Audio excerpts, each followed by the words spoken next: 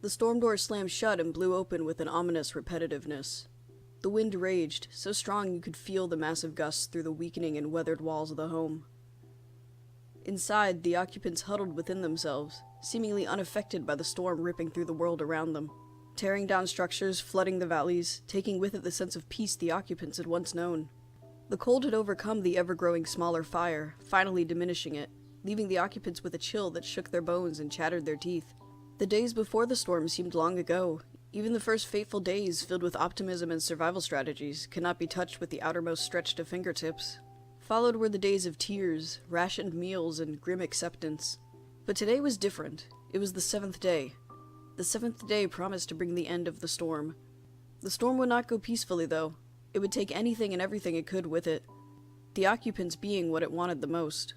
The 7th night had now begun, and a new sense of hope had begun growing within the occupants, though they dare not express it for fear of it growing too large.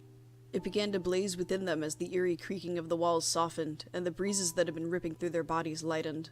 As dawn neared, the faintest of smiles appeared on their lips. The occupants now swelled with hope, believing their savior had slayed the storm haunting them. They had been spared.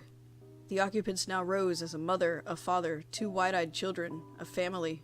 They wept with joy, tears flowing like beautiful rivers down their faces. The family hugged and kissed and continued to weep as they heard the final feeble gust of wind brush against the walls.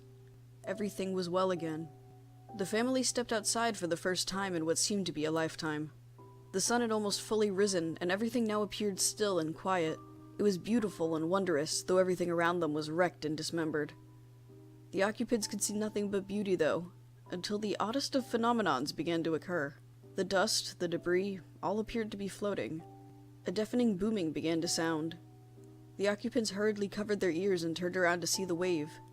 In moments it was upon them, and then beyond them, leaving nothing behind but a blank, quiet canvas. The occupants had now almost never existed. No sounds of weeping could be heard for miles. There was no hope to swell with, and no joy to be felt. There were no last loving embraces or tearful goodbyes. There was nothing. Even the walls they had imprisoned themselves in were now gone. Not a single sign of them was left. If anyone were to ever walk by this barren road again, they would know nothing of the occupants or even the storm that had ripped through it. It would be just another road. But maybe, just maybe, when they felt a slight breeze walking through, they would be struck with the strangest of sadnesses.